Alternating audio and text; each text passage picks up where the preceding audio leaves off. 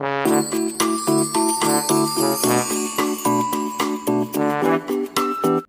bismillahirrahmanirrahim.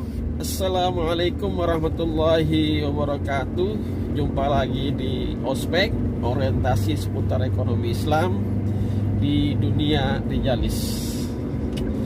Alhamdulillahirabbil alamin.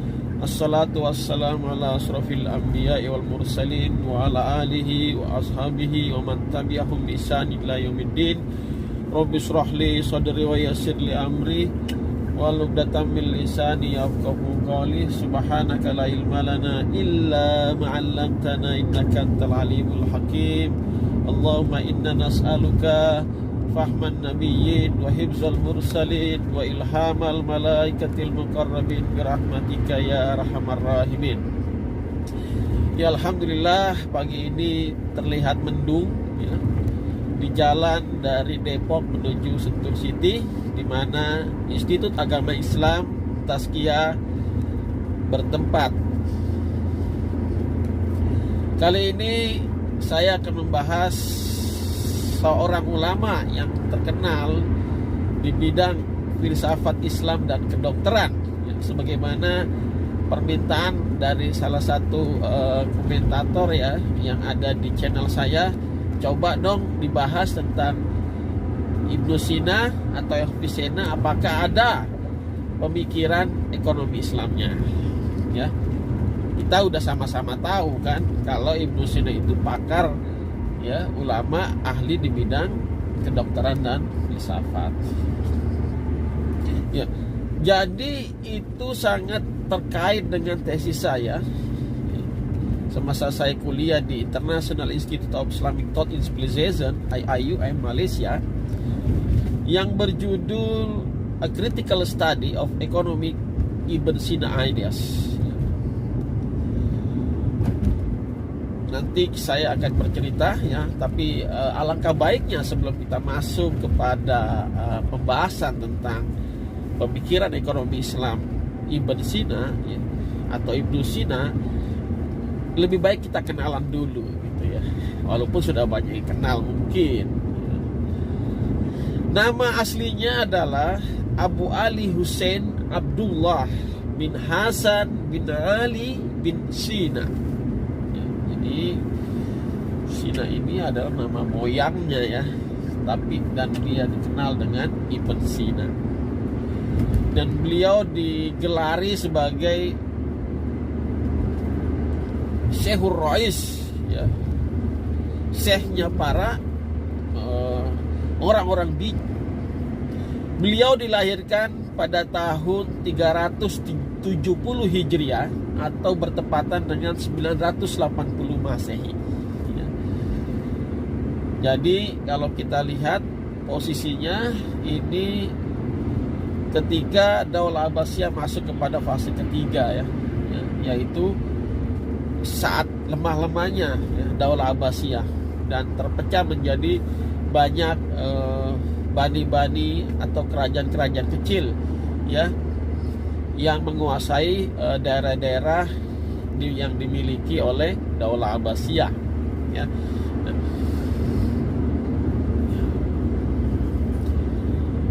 Luar biasa, umur 10 tahun sudah hafal Quran. Ya, kemudian setelah umur 10 tahun beliau belajar logik dan matematik ya. Kemudian melanjutkan pelajaran-pelajaran yang lain sampai ingin mempelajari metafisik ya, filsafat metafisik dari Aristoteles ya. Tapi nggak paham-paham nih, sekelas Ibn Sina itu nggak paham-paham ya, untuk mempelajari metafisik dari Aristoteles, sampai pada suatu ketika dia menemukan buku Farabi yang menjelaskan ya tentang metafisiknya Aristoteles, dan dari situ beliau memahami metafisik Aristoteles ya. Secara tidak langsung kita bisa mengatakan bahwa Farabi adalah guru dari Ibnu Sina ya, karena dengannya lah, melaluinya lah beliau dapat memahami metafisik Aristoteles.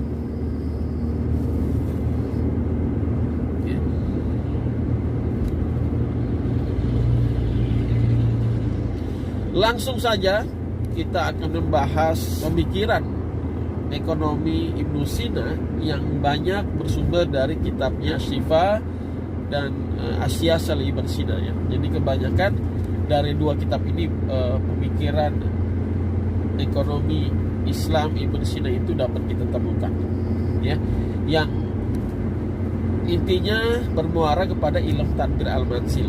Apa itu ilmu tadbir al-manzil? Adalah ilmu pengelolaan rumah tangga ya, ilm itu adalah ilmu, tadbir adalah pengelolaan, dan manzil adalah rumah tangga ilmu. Sungguhnya ini banyak terinfluence dari pemikiran filsafat ekonomi Yunani ya, baik Aristotle, Xenophon, sampai kepada Research Economic ya, yang mengacu kepada ekonomika ya, atau ekonomia ya. Ekonominya itu adalah ya eikos dan nomos ya. Nomos itu adalah aturan-aturan atau pengaturan, eikos itu rumah tangga. Jadi ilmu ya tentang pengaturan rumah tangga. Jadi kalau saya bisa katakan ya tanpa ada para filsuf muslim ya yang mengembangkan filsafat praktis ya dari tokoh-tokoh Yunani ini ya, itu tidak akan bersambung kepada mazhab-mazhab ekonomi di Eropa ya, seperti skolastik yang banyak terpengaruh oleh Aristotle ya, kemudian sampai kepada mazhab-mazhab praklasik lainnya ya, bahkan Adam Smith juga ya banyak terpengaruh sebenarnya ya.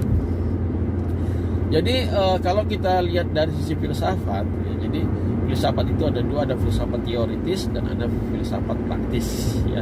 Nah, filsafat teoritis itu yang membahas tentang fisik ya, fisika, metafisik ya, logik ya, dan art atau seni.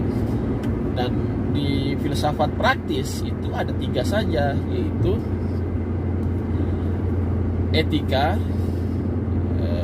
ekonomi, dan politik. Nah, kalau kita baca bukunya Ibnu Sina itu dalam versi bahasa Arabnya adalah akhlak, ilm tadbir al-manzil, wa ilm tadbir al-madinah ya. Jadi sesungguhnya ekonomi ya, kalau kita telusuri dari epistemologi keilmuannya ya, yang bersumber dari filsafat praktis ya, yang mana ketiganya saling terkait antara etika, ekonomi, dan politik. Itu tidak bisa dipisahkan. Tapi di masa klasik ekonomi ya, terutama yang dikembangkan oleh Adam Smith ya, keduanya dipisahkan. Jadi ekonomi ini menjadi disiplin yang independen, etika dikeluarkan, politik dikeluarkan, laissez-faire ya, let it be, no government interventions.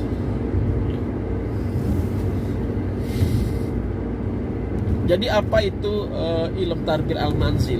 Ya, ilmu tarbiyah al-manzil adalah ilmu pengelolaan rumah tangga ya, yang mempelajari pola ya, kerjasama ya di antara anggota rumah tangga ya, untuk mendapatkan kehidupan yang lebih baik. Ya. Jadi di dalam kitabnya Ibnu Sina itu dijelaskan bagaimana peran seorang suami, bagaimana peran seorang istri, anak-anaknya, sampai kalau ada pembantu bagaimana peran si seorang pembantu dalam menghidupkan suatu rumah tangga. Makanya yang dibahas dalam ilmu tarbiyah al-manzil itu ada dua sisi ya. Sisi bagaimana mendapatkan kekayaan dan bagaimana mengeluarkannya. Jadi dari al-kasab sampai kepada al-infaq. Menurut beliau, al-ma'isyah, penghidupan itu didapatkan dengan dua cara. Yang pertama dengan al-kasab, yang kedua dengan al-warthah, warisan. Ya. Jadi kalau al-kasab itu adalah mendapatkan kekayaan dengan cara berusaha ya, dengan tangannya sendiri ya, dengan pikirannya dan sebagainya. Sedangkan warisan atau al-warthah itu didapatkan melalui transfer kekayaan ya, dari keluarganya, dari orang tuanya kepada generasi-generasi selanjutnya. Ya. Kemudian beliau membahas tentang pembagian al-kasab. Ya, jadi jenis al-kasab atau pekerjaan menurut Ibn Sina itu dibagi menjadi 3. Yang pertama adalah pertanian, ya. Yang kedua adalah as-sinaat, yang ketiga adalah perdagangan atau at-tijarah, ya. Kemudian beliau membanding-bandingkan jenis pekerjaan, ya, sebagaimana kita sudah membahas di Asy-Syaibani, ya, bahwa pertanian itu menjadi pekerjaan yang utama, ya. Tapi di sini beliau lebih menyinggung mana yang lebih utama, ya, menjadi seorang pedagang atau menjadi seorang profesional, ya. Menurut beliau kalau kita ingin aman, ya, hidup tenang, ya, pendapatannya terus ada, ya, tetap, maka jadilah seorang profesional, ya. Kalau menjadi seorang pedagang maka itu mengandung banyak resiko dan harus siap dengan segala resiko yang akan dihadapi, ya. Resiko yang akan dihadapi bagi seorang penjual adalah resiko kerugian, ya. Ya, itu tergantung kita, ya. Sekarang kita mau pilih menjadi apa, ya. Saya saat ini memilih profesi dosen, ya, untuk memenuhi maisha saya, untuk memenuhi kehidupan saya, ya. Nah, setelah kita mendapatkan maisha melalui al-kasab, ya, atau warisan, ya, maka itu harus dialokasikan kepada 3 pos menurut Ibnu Sina.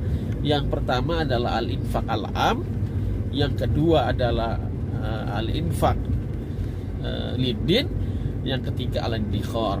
Nah, yang pertama ini adalah yang wajib nih, pengeluaran untuk diri sendiri, keluarga, kerabat, ya, termasuk di dalam orang tua.